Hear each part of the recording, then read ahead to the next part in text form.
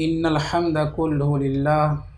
الحمد لله الذي أحسن خلق الإنسان وأفاض الإنسان وعلمه البيان وأرشد إلى ذكره وتلاوة القرآن، وأشهد أن لا إله إلا الله وأشهد أن محمدا عبده ورسوله صلى الله تعالى عليه وعلى آله وصحبه أجمعين. أما بعد، فأعوذ بالله من الشيطان الرجيم. بسم الله الرحمن الرحيم. يا أيها الذين آمنوا كتب عليكم الصيام كما كتب على الذين من قبلكم لعلكم تتقون. صدق الله العظيم. يا رب صل وسلم دائما أبدا على حبيبك خير الخلق كلهم. گرامی قدر، انتہائی قابل قدر معزز سامعین و حاضرین، اللہ جل جلالہ وعم نوالہ ایسے بابرکت اور عظیم الشان مہینے سے مالا مال کیا ہے جس مہینے کا استقبال حضرت محمد صلی اللہ علیہ وسلم رجب کے مہینے سے فرماتے تھے. جب آپ صلی اللہ علیہ وسلم رجب کا چاند دیکھتے تھے تو فرماتے تھے، دعا فرماتے تھے، اللہم بارک لنا فی رجب و شعبان و بلغنا رمضان. اے اللہ، ہمارے لیے اس رجب اور شعبان کے مہینے میں اتنی برکت دے دیجئے جو رمضان تک پہنچا دے. اس سے پتہ چلا کہ مسنون ہے اعمال خیر اور اسباب خیر کے لیے عمر میں اضافے کی دعا مانگنا. تمنا جینے کی نہیں ہے، تمنا رمضان کے پانے کی ہے، تمنا روزے کی ہے، تمنا تراویح کی ہے، تمنا رمضان کے مہینے میں ذکر و اذکار کی ہے. اس لیے آپ عمر میں اضافے کی دعا مانگ رہے ہیں. ہمارا بھی یہی جذبہ ہونا چاہیے، ہمارا بھی یہی نظریہ ہونا چاہیے کہ ہم کو زندگی میں اگر اضافہ کرانی ہے تو اعمال خیر کی بنیاد پر سامنے اعمال خیر ہوں، نیکیاں ہوں، صلہ رحمی ہو، صدقہ ہو، زکوٰۃ ہو، حج ہو اور بے شمار نیکیوں کے بہاروں کو لوٹنے کے لیے، پانے کے لیے ہمیں عمر میں اضافے کی برکت کی دعا کرنی چاہیے. بہرحال رمضان المبارک کا مہینہ یقیناً بڑا مبارک مہینہ ہے. آپ نے خطبہ دیا شعبان کے آخر میں کہ ایک ایسا مہینہ جلوہ فغن ہونے والا ہے جو صبر کا مہینہ ہے، عظمتوں کا مہینہ ہے، برکتوں کا مہینہ ہے وغیرہ بے شمار آپ نے فضائل رمضان کے سنائے ہیں. ہمیں ایک ایک لمحے کی قدر کرنی چاہیے. یہ وہ ایام چل رہے ہیں. یہ رمضان کا پہلا عشرہ ہے جو رحمت کا عشرہ ہے. رحمت کے عشرہ میں 2 روزے 2 دن گزر چکے ہیں، آج یہ تیسرا روزہ ہے. اسی طریقے سے آہستہ آہستہ پتہ چلا کہ عشرہ رحمت بھی گزر گیا، اس کے بعد مغفرت کا عشرہ شروع ہوگا اور اس کے بعد جہنم سے خلاصی کا عشرہ شروع ہوگا. اس میں خاص طور سے ان ایام میں ہمیں اس بات کا اہتمام کرنا چاہیے جو سرکار مدینہ حضرت محمد صلی اللہ علیہ وسلم نے پیغام دیا ہے. وہ یہ ہے کہ کلمہ لا الہ الا اللہ کی کثرت، استغفار کی کثرت، اس کے علاوہ جنت کو مانگنا چاہیے اور جہنم سے پناہ مانگنا چاہیے. اس کا اہتمام ہر ایک کو کرنا چاہیے. بہرحال ہماری زندگی اگر رمضان کی طرح گزرے گی میرے دوستو تو ہماری موت عید کی طرح آتی ہے. اور یقیناً کوئی شک نہیں ہے خوشیوں اور انتہائی مسرت اور سعادت مندی ان کے لیے ہوگی جو رمضان کی قدر کرتے ہیں. عید کی خوشی ہوتی ہے، اس کی تیاریاں ہوتی ہیں. ایک ایک دن آدمی گنتا ہے کہ نئے کپڑے پہنیں گے، پابندیاں ختم ہوں گی، اس کی خوشی ہوتی ہے اور عید کی تیاری ہوتی ہے. ایسے جو آدمی پوری زندگی رمضان کی طرح گزارتا ہے، یعنی اللہ کے مرضی کے مطابق جیتا ہے، تو اس کی موت عید کی طرح آتی ہے. یعنی اس کی موت تو بظاہر اور لوگوں کے لیے غمزدہ ہے، پریشان کن ہے، لیکن اس کے لیے جو ہے خوشی کی بات ہوتی ہے اور وہ خوشی اللہ کے ہاں جو ہے ملاقات کرتا ہے، اللہ سے ملتا ہے، فرشتے استقبال کرتے ہیں، یہ سب کچھ ہوتا ہے. لیکن ہمیں جی چاہی چھوڑنی پڑے گی، ہمیں منمانی چھوڑنی پڑے گی. اللہ کی رضا، اللہ کی مرضی کے مطابق زندگی گزارنا چاہیے. اور اس میں کوئی شک نہیں، انسان تو انسان، اگر جانور اپنے آقا کی مرضی سے جینا شروع کر دے تو اس جانور کی بھی قدر و منزلت بڑھ جاتی ہے. وہ آوارہ کتے جو گلیوں میں گھومتے ہیں، اگر وہ سدھایا ہوا سکھایا ہوا کتا ہے، کلب معلم ہے، تو اس کی قیمت بڑھ جاتی ہے۔ مجال ہے کہ اس بدے ہوئے کتے کو کوئی ڈنڈا مار دے، کوئی ڈلا مار دے، لیکن اس کے علاوہ جو آوارہ کتے ہوتے ہیں، لات جوتا یا ڈنڈے یا ڈھیلے سے مارے کوئی پرسان حال نہیں ہے، لیکن بدے ہوئے کتے کو اگر چھو کے دیکھیں گے تو اس کا مالک، کتے کا مالک ہمارے ساتھ کارروائی کرے گا، ہمارے ساتھ بحث کرے گا، ہم سے مواخذہ لے گا کہ آپ نے ہمارے کتے کو کیوں کچھ کہا۔ یہ حال ہے۔ اس طرح سے مسلمان، ایمان والے مرد عورتیں، یہ ساری انسانیت اس پر آمادہ ہو جائے کہ ہم اللہ کے مانیں گے، اللہ کی مرضی سے جئیں گے، جو اللہ نے حکم دیا ہے اور قانون شریعت میں اپنے آپ کو باندھ لیں گے، تو مجال ہے کوئی دشمن، کوئی باغی، کوئی ظالم آنکھیں پھاڑ کر کے ہم کو دیکھ سکے، یہ ناممکن ہے۔ اللہ رب العزت والجلال کا جو شفقت، جو محبت اپنے بندوں پر، کیا آپ نے نہیں دیکھا غزوہ بدر کے اندر یہ 313 و ہزاروں کی تعداد میں، لیکن غلبہ انہیں حاصل ہوا، جو ماننے والے تھے، جو صحابہ کرام تھے، میدان ان کے ہاتھ آیا۔ اس لیے ہمیں چاہیے وہ صفات اپنی زندگی میں پیدا کریں۔ بعض پرندہ ہے، وہ بھی اگر اطاعت پر آتا ہے تو اس کی قیمت بڑھ جاتی ہے۔ رمضان مبارک کا مہینہ یہ سکھانے آتا ہے کہ اللہ کی مرضی سے کھاؤ، اللہ کی مرضی سے پیو، اللہ کی مرضی سے اپنے بیویوں سے قربت کرو، لیکن اللہ کا جب حکم ہو، اللہ کی مرضی اور اجازت نہ ہو تو کھانے پینے کو چھوڑ دو، چاہے جائے کہ وہ حلال ہی کیوں نہ ہو۔ اندازہ لگائیے، حلال کھانا جائز تھا، حلال پانی پینا جائز تھا، اپنی منکوحہ عورتوں سے ملنا جائز تھا، لیکن اللہ رب العزت والجلال اس مہینے کے اندر حلال کھانے پر، حلال پینے پر، منکوحہ عورتوں سے ملنے پر بھی صبح صادق سے لے کر کے غروب آفتاب تک منع کر دیا ہے، اور ہم مان جاتے ہیں، باوجود کی قدرت کے، باوجود کی حاجت کے، باوجود کی ضرورت کے کہ پانی ہماری ضرورت ہے لیکن ہم چھوڑ دیتے ہیں، کھانا ہماری ضرورت ہے، اس پر طاقت بھی ہے لیکن ہم اللہ کے لیے چھوڑ دیتے ہیں، صبر کرتے ہیں۔ اس باز پرندہ جس کی مثال میں دینا چاہ رہا ہوں کہ اگر وہ آقا کی مرضی سے شکار کرتا ہے، چاہے وہ باز پرندہ ہو، چاہے وہ کلب معلم کتا ہو، لیکن اگر وہ آقا شکاری پر چھوڑتا ہے شکار کرنے کے لیے، اس کی مرضی سے، آقا کی مرضی سے اگر وہ کتا شکار کرتا ہے تو اس کا شکار کیا ہوا جانور کھانا حلال ہو جاتا ہے، لیکن وہی کتا اگر اپنی مرضی سے کرتا ہے تو پھر وہی حلال بھی حرام ہو جاتا ہے۔ کیسے پتہ چلے گا یہ کتا میرے لیے شکار کیا ہے، اپنے مالک کے لیے یا اپنے لیے؟ مثال کے طور پر جانور پر چھوڑا، شکاری پر کتے کو چھوڑا، ابھی آدھا راستہ نہیں پہنچا تھا کہ واپس بلا لیا، اگر واپس آ جاتا ہے تو سمجھ جائیے یہ شکار جو کرتا ہے مالک کے لیے کرتا ہے، اور اگر واپس نہیں آیا اور شکار پر چلا گیا، مالک کی بات نہیں مانا، تو اس کا وہ شکار کیا ہوا وہ حرام ہو گیا، اس لیے کہ مالک کی مرضی نہیں ہے، وہ اپنے لیے کتا شکار کیا ہے، مالک کے لیے نہیں کیا ہے۔ جیسے ہی سائرن کی آواز آ جائے، جیسے ہی اذان کی آواز آ جائے، جیسے ہی صبح شادی کا پتہ چل جائے، ہمیں اپنا ہاتھ روک لینا ہے۔ ہمارا ہاتھ اگر اٹھا ہوا ہو منہ کی طرف، کوئی لقمہ، کوئی نوالا یا گلاس میں پانی، خبردار ہمارا ہاتھ نیچے آ جائے، اور اسی طریقے سے کوئی اور ارادہ ہو تو ہم فوراً باز آ جائیں کہ اللہ کا حکم ہے کہ اب چھوڑ دو، چھوڑ دیا۔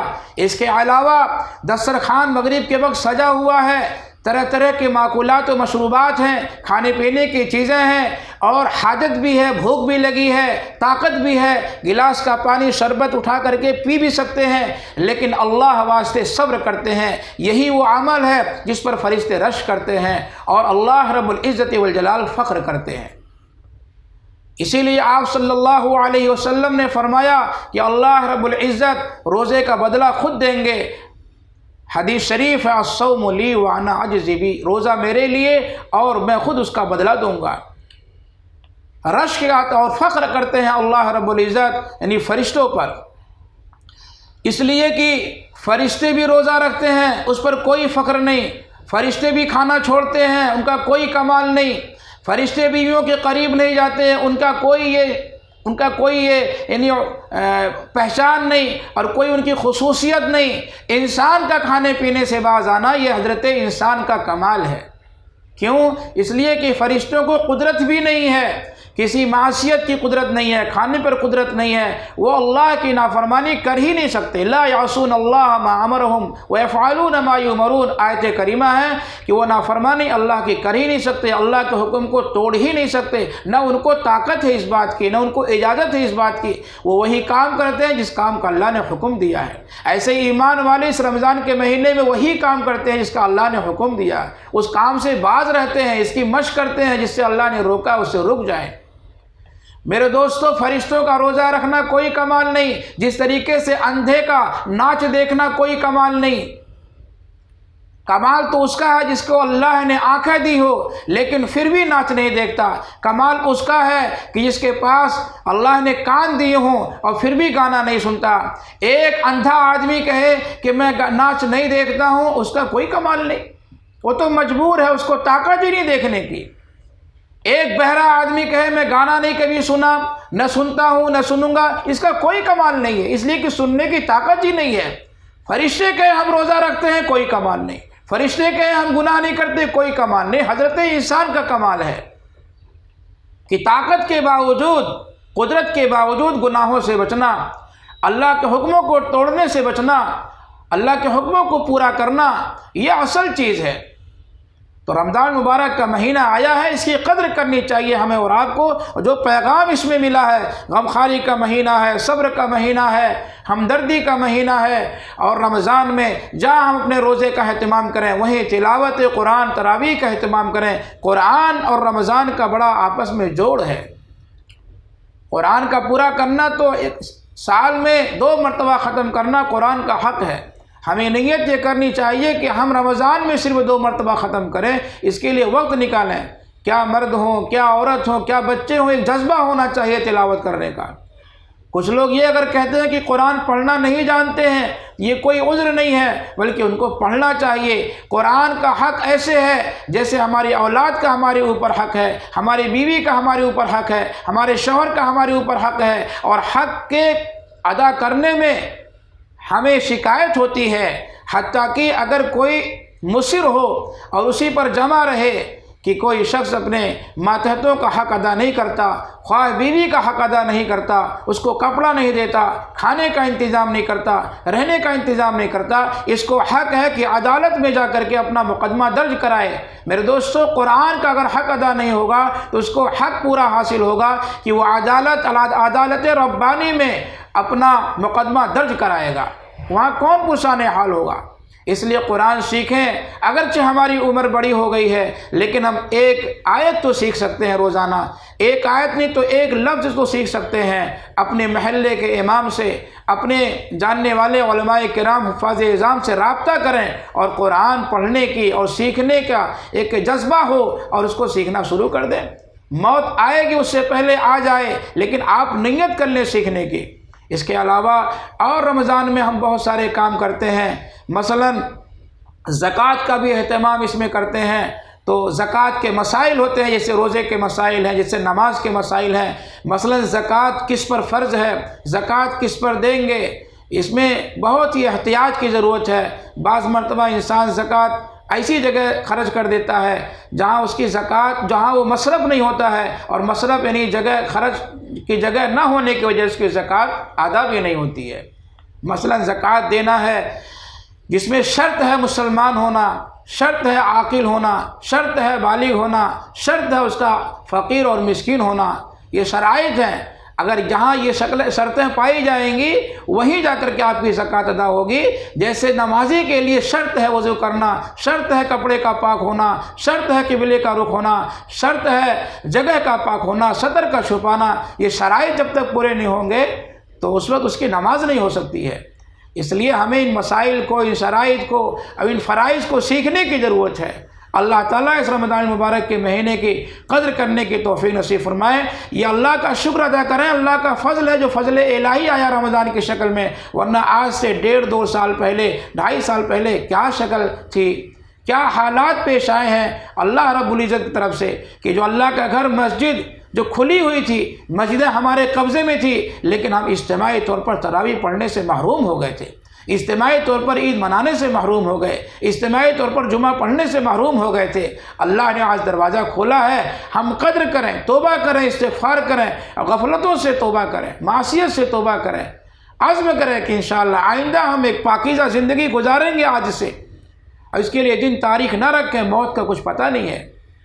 بس یہی چند باتیں ہیں، چاہے وہ میڈیا کے ذریعے سے پہنچے یا کسی بھی ذریعے سے دین کی باتیں پہنچے، اس سے عبرت حاصل کرنی چاہیے۔ اور جہاں آپ کو معلوم ہو دین کی کوئی بات ہو رہی ہے، دین کا کوئی جلسہ ہو رہا ہے، دین کا کوئی جوڑ اور اجتماع ہو رہا ہے، اس میں ہم شرکت کریں، اس میں جو پیغام دیا جائے اس پیغام کو ہم سنیں، اس پر غور کریں اور زندگی کی تبدیل کا فیصلہ کریں۔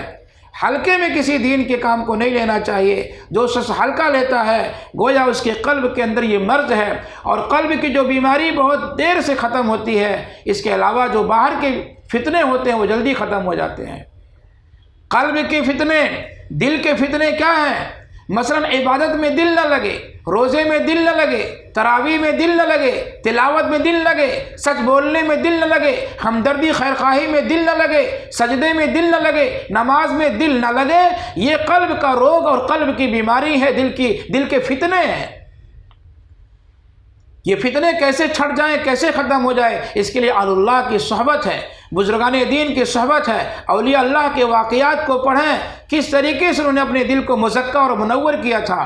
خانہ کعبہ کو دیکھنے سے دل مضبوط ہوتا ہے، دل کے فتنے دور ہوتے ہیں، لیکن آپ آسانی سے کعبہ نہیں پہنچ سکتے ہیں۔ علماء نے لکھا قرآن کریم کو دیکھو، دیکھ کر کے پڑھو، اس سے بھی دل کے فتنے سے آدمی بچے گا، محفوظ رہے گا۔ ایسے ہی علماء کرام کی زیارت، ان کی صحبت کو اختیار کرنے سے بھی دل کے فتنے سے آدمی محفوظ ہوتا ہے۔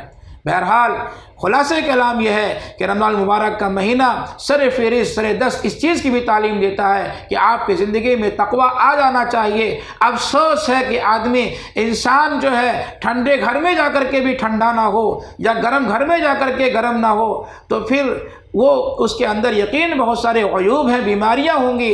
چونکہ رمضان المبارک کا مہینہ تقوی کا مہینہ ہے، اس رمضان کے مہینے میں اگر ہم متقی نہ ہوئے، پرہیزگار نہ ہوئے، تو کون سا سال کا مہینہ آئے گا، کون سا ہفتہ آئے گا، کون سا دن آئے گا جس میں ہم متقی بنیں؟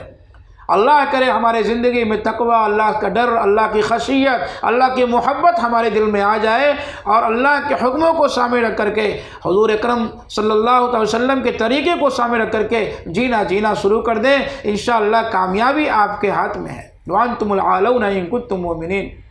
بے شمار علماء کرام ہیں، بے شمار ترتیب سے، الگ الگ انداز سے وہ سمجھاتے رہتے ہیں رمضان کے فضائل کو اور دیگر ضروریات کو۔ اللہ اس علماء کی جماعت کو باقی رکھے، ایمان والوں کے عمر میں، صحت میں، اور ان کو تمام فتنے سے حفاظت فرمائے، اور عمر صحت میں برکت عطا فرمائے۔ امت مسلمہ کی جان کی، مال کی، عزت، آبرو، اعمال کی، ایمان کی بالخصوص حفاظت فرمائے۔